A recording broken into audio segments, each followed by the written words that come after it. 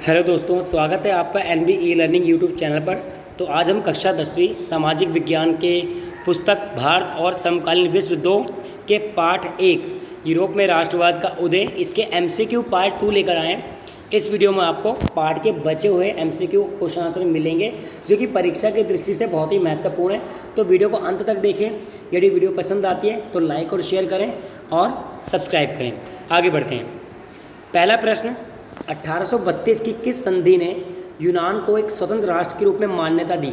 यानी यूनान जिसको ग्रीक बोलते हैं, तो कौन सी संधि थी वो जो 1832 में की गई और यूनान एक स्वतंत्र राष्ट्र बन गया? तो सही ऑप्शन है कुस्तुनतुनिया। कुस्तुनतुनिया की संधि के उपरांत यूनान यानी ग्रीक एक स्वतंत्र राष्ट्र बन गया। प्रश्न नंबर 2, उस जर्मनी दार्शनिक का नाम बताना है जिसने दावा किया कि सच्ची जर्मनी संस्कृति उसके आम लोगों में निहित थी। सच्ची जर्मनी संस्कृति उसके आम लोगों में निहित थी। उस दार्शनिक का नाम क्या है जिसने दावा किया था? तो सही उत्तर है योहान गॉटफ्रीड। योहान गॉटफ्रीड ने दावा किया था कि असली जर्मनी और सच्ची जर्मनी संस्कृति उसके आम लोगों में बसती है। प्रश्न नंबर 3, प्राशा के बड़े भूस्वामियों को किस नाम से पुकारते हैं? प्राशा के बड़े बड़े जमींदारों भूस्वामियों को किस नाम से पुकारा जाता है? जंकर्स। तो इंग्लिश में जंकर्स, हिंदी में भी जंकर्स, कई बार जुंकर्स भी लिखा होता है, तो आप जुंकर्स जंकर्स कुछ भी हो, ये सही उत्तर है इसका। प्रश्न नंबर 4, 1871 में वर्साय में हुए एक समारोह में किसे जर्मनी का सम्राट घोषित किया गया? तो जर्मनी का सम्राट एक अलग लोग हैं और जो जर्मनी का एकीकरण जिसने किया वो बिस्मार्क थे। ऑटो वॉन बिस्मार्क, जिसने जर्मनी को एकता स्थापित करी, एकीकरण किया। तो कई बच्चे बिस्मार्क लगाते हैं, वो गलत होता है।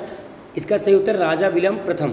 तो राजा विलियम प्रथम थे जिन्हें 1871 में वर्साय में एक समारोह में जर्मनी का सम्राट घोषित किया गया।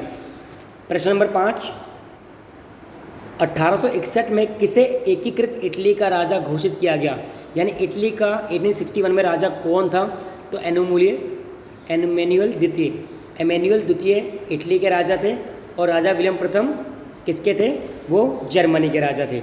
इनका 1871 ईयर है, इनका 1861 ईयर है। प्रश्न नंबर 6,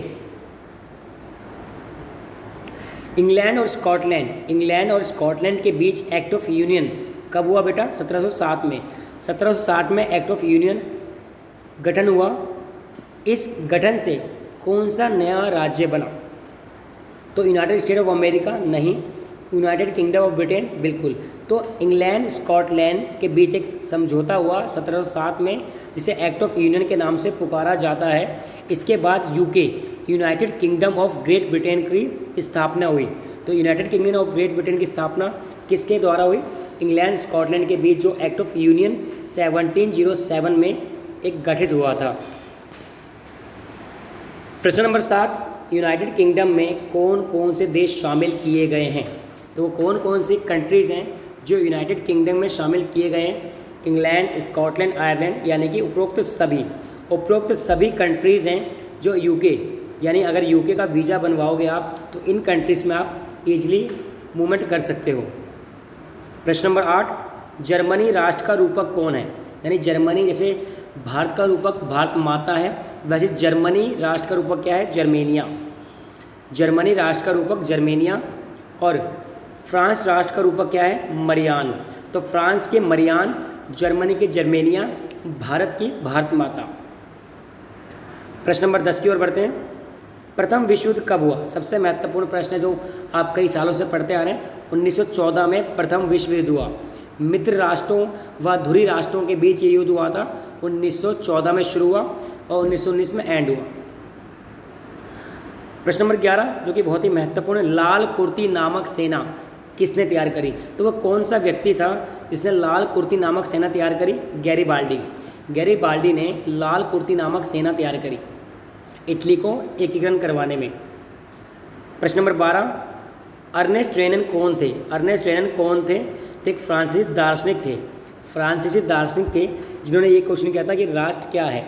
अगर ये भी परीक्षा में आता कि किस दार्शनिक ने ये प्रश्न उठाया कि राष्ट्र क्या है, तो वो अर्नेस्ट रेनन थे।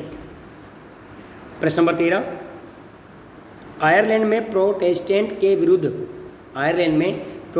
के विरुद्ध आंदोलन का नेतृत्व किसने किया? कौन लीडरशिप के रूप में जाना गया आयरलैंड में प्रोटेस्टेंट आंदोलन के? तो इसका सही उत्तर है वोल्फ टोन।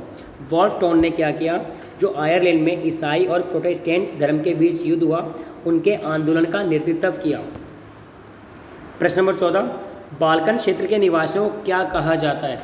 बाल्कन क्षेत्र के निवासियों को स्लाव कहा जाता है। स्लाव यानी कि गुलाम। ठीक है, इसके साथ ही कुछ महत्वपूर्ण प्रतीक हैं जो कि परीक्षा में आएंगे, इनको हम लर्न करते हैं। टूटी हुई बेड़िया किसका प्रतीक है? आज़ादी मिलने का। टूटी हुई बेड़िया प्रतीक है आज़ादी मिलने का। बाज छाप वाला कवच, जिस कवच पे बाज छपा हुआ हो, वो किसका प्रतीक था? जर्मन समुदाय की प्रतीक शक्ति का, यानी जर्मन समुदाय की शक्ति थी बाज छाप वाला कवच। बलूत पत्तियों का मुकुट किसके लिए? वीरता का। बलूत की पट्टियों का मुकुट जो वीरता के लिए प्रसिद्ध था। ये सभी आपको याद करने हैं किसका प्रतीक किस लिए है। और तलवार मुकाबले की तैयारी का। तलवार पर लिपटी जैतून की डाली शांति।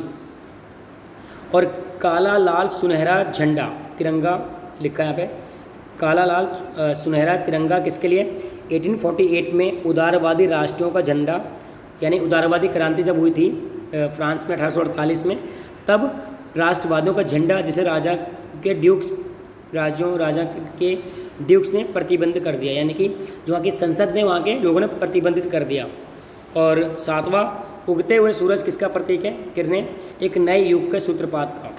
उगते हुए सूर्य की किरणें एक नए युग के सूत्रपात का प्रतीक है। तो इस तरह इस चैप्टर के जो इंपॉर्टेंट क्वेश्चन थे वो मल्टीपल वो आपको वीडियो द्वारा बताए गए हैं। हमसे जुड़े रहने के लिए NB ई-लर्निंग को सब्सक्राइब करें, लाइक करें और शेयर करें। धन्यवाद।